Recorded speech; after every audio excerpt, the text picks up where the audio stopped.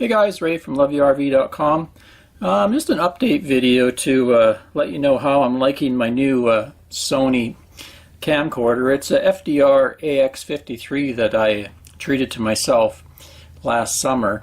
I'm also in hopes of improving the quality of the videos for the channel.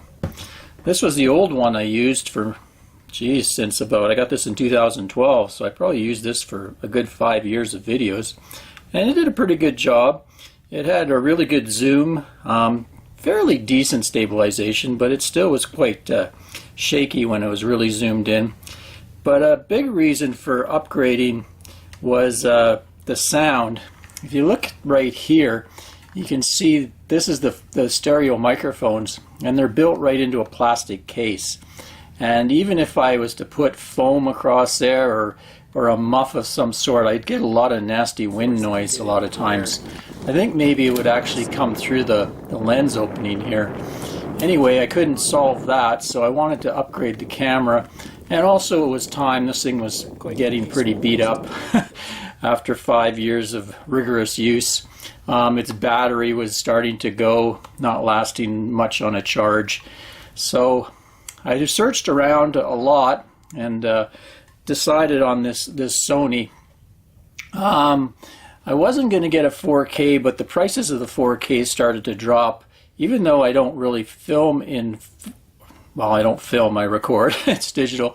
Anyway, I use HD, not too much 4K, just because of the file size of 4K is so massive. It's kind of unwieldy and hard to upload. And I find when I record in HD, the new camera has it uses a different file format and has a much higher bit rate than this one did. So the actual footage comes out really well, and it works really well for YouTube. So I'm really happy with that. Of course, it's much bigger. You can see the size difference, and that's because I guess with the 4K, the sensor size is different. This one had a 30 times zoom. This one optical zoom, which is important. This one has a 20 times optical zoom, but it'll zoom effectively to 30 times, so it's pretty close to the same zoom. But it has the image stabilization in it, which is a big feature that pointed me towards this.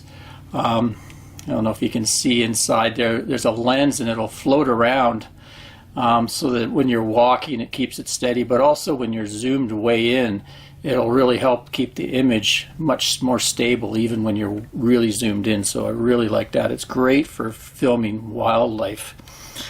Another thing that it did that I've really been pleased with is the still image capability of it. I used to carry a still camera with me all the time to get still shots. I find I can get really good still shots using it's built-in, I think it's 16 megapixel camera, but also I can grab just screen grabs off of the video footage, take a frame, and it actually looks good enough for posting on social media or whatever. And also I can zoom in, so it's like carrying a bunch of different lenses. This old one, if I zoomed in, say I zoomed in on a bird that was really far away, it would be very blurry if I took a picture or still frame, whereas this one is actually quite usable, so I really like that. Also, the battery life on this one is excellent. It takes a really big battery, versus this one had kind of a smallish battery. So I can usually get close to 3 hours of time off of this. I don't even have a second battery for this, it lasts so long. The autofocus has been great. I'm the type of person who just likes to set everything on auto, so I don't do much manual settings. I go full auto and let the camera decide. It decides much better than I'm going to decide, and it's really good at the autofocus. Only issue I found is sometimes when I'm holding something to show it, I find I'm getting too close to the camera and it loses focus, whereas this little one wouldn't. So I just have to watch to hold things away.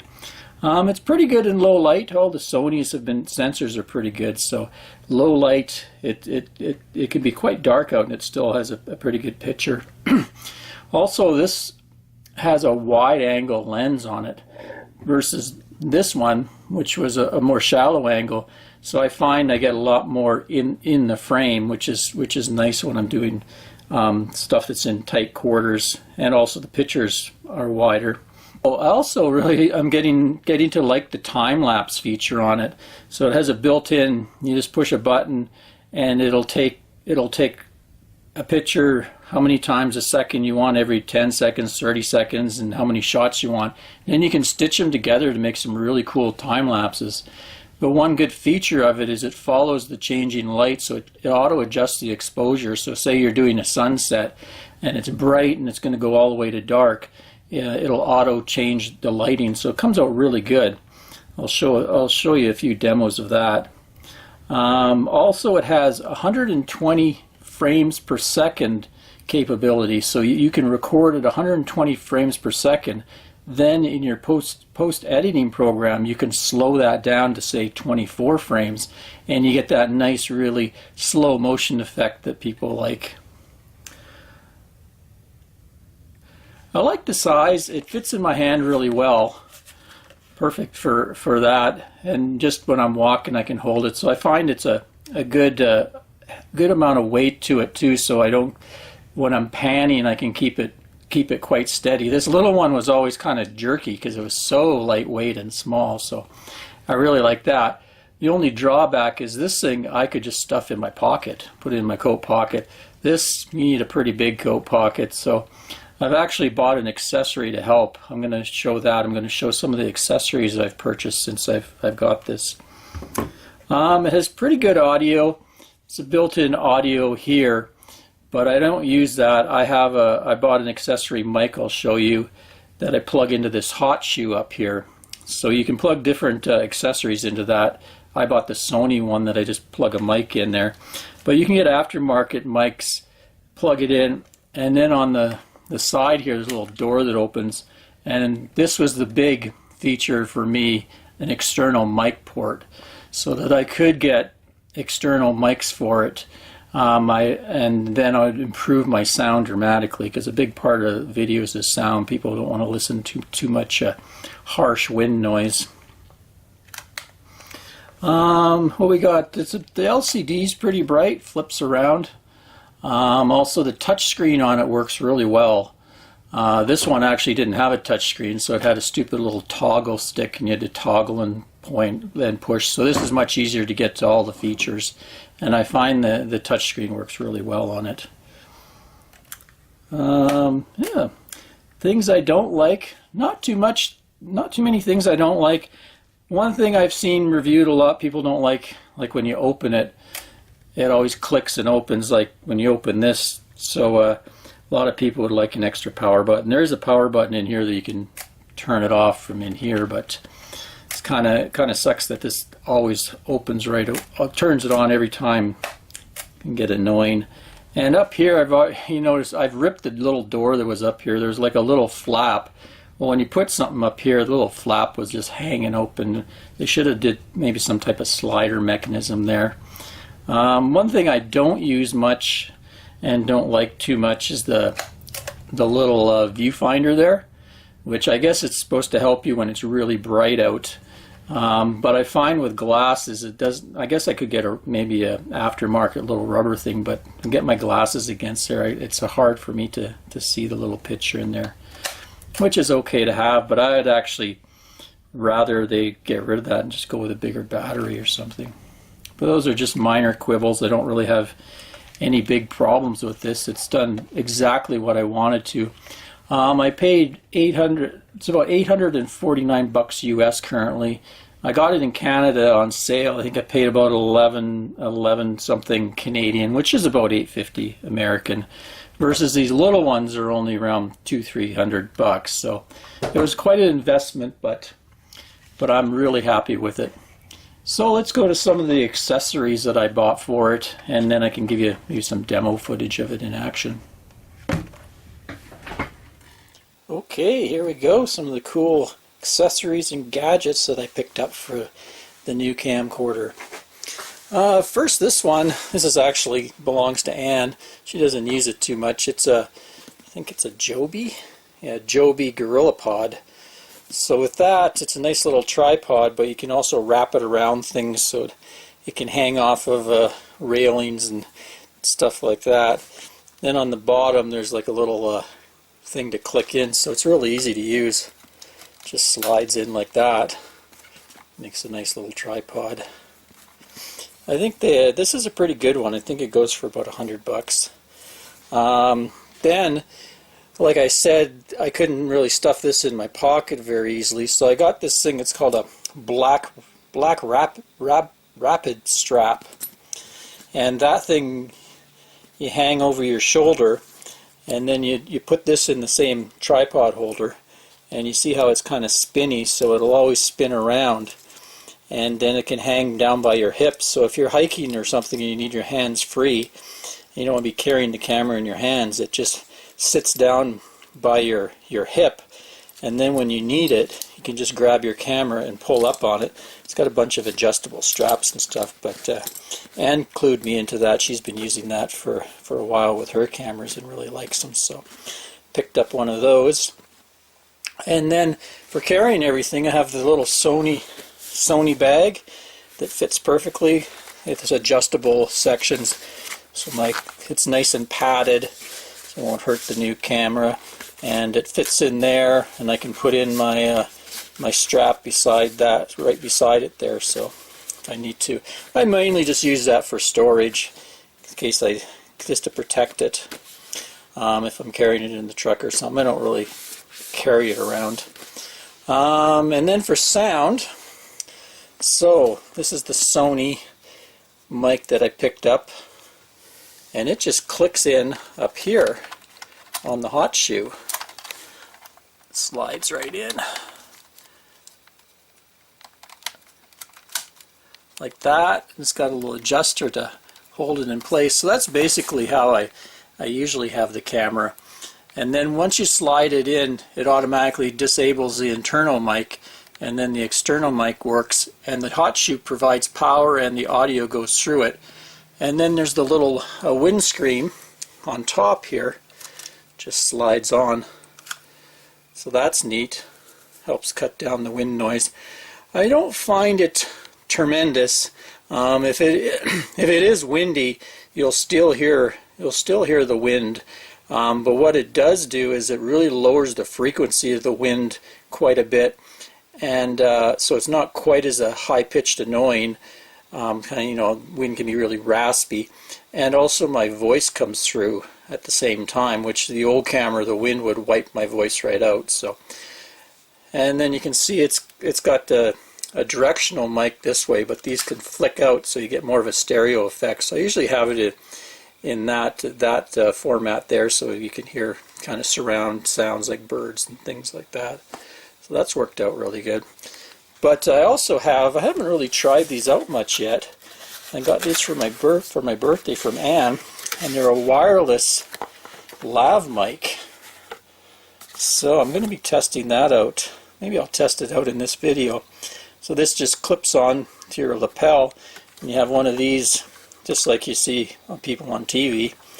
And then I'll be free to roam about, and you'll be able to hear what I'm saying and see me at the same time. So that should really help if I'm demoing how to do something and I need to show you, and then you'll have really good sound while I'm showing you. I forget what this was. I'll post the price. These weren't super cheap, but they weren't the really expensive ones either. They're one of the more economical varieties to get. So another thing I got was on the front here. You see there's a door that opens when the camera turns on and closes when it turns off, and it's those can be kind of fragile if you dropped it or banged it against something.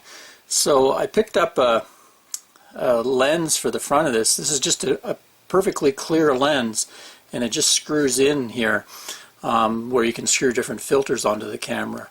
So it's actually the Sony one. So there are cheaper ones, but I went with the Sony one. It was a little more pricey, but I think because Sony made it, it should be the best thing you can put on this camera, because if you get cheaper ones you could get aberrations and different things. So I thought that would be good if I dropped it or something. At least I'm just busting the little protector lens and not hurting that door inside. Or also it keeps a lot of any dust out of the camera in there. So it keeps everything nice and clean as far as the internal lens and mechanism goes, especially being that it's got the mechanical image stabilization. I thought that would be a good investment. Well, there you go, a little update on my new Sony camcorder for you, and some of the cool accessories I have for it now. Maybe I'll finish off the video here. I'll demo one other feature it has. It can be controlled wirelessly through my smartphone. And I've got a hummingbird feeder out the back of the rig here, and I noticed a hummingbird has been coming to it. So I'm going to take that tripod and tie it up to the ladder there, and then we'll see what kind of photos and video footage we can get when the little hummer shows up. Another cool feature is the Wi-Fi feature. So I can control my new camcorder by Wi-Fi through my smartphone. So you can see I have the camera strapped to the RV's ladder there using the Joby GorillaPod, and I'm going to wait for a hummingbird to show up, and I'll be able to take some pictures and video of the hummingbird remotely. Let's show you the app here on the phone. Here we go. So, just put this down. Yeah, there's a Play Memories app right here that I download free from Sony. And then it syncs with the camera.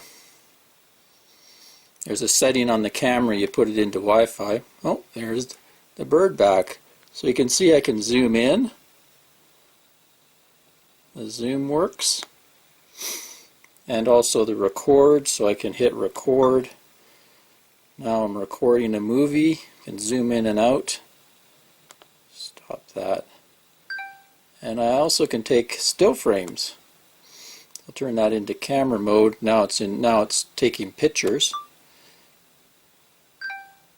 And you can see it gives me a 2-second thing. So I can sit here and I can zoom in and out on the bird, and I can take some pictures, and they're dead clear because the camera's just a few feet away and I'm not shooting through the window. Zoom right in here. So you can set it up and you can get some really good shots. I'm a little off on that pointing, but you can see what I mean. Pretty cool.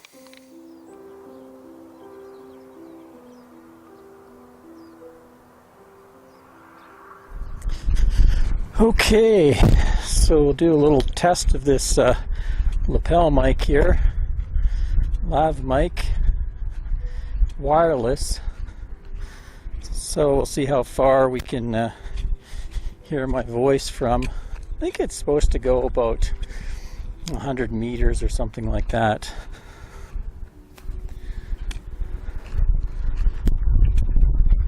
Anyway, thanks for watching, folks. Really appreciate it. Tuning into the Love You RV channel. So, this is a little test of the lav mic. Hopefully I'll be able to utilize it so I won't have to carry the camera around too much, and you still will have good sound. Also, it'll help isolate the sound. Till next time, Ray from LoveYouRV.com. Cheers, everyone.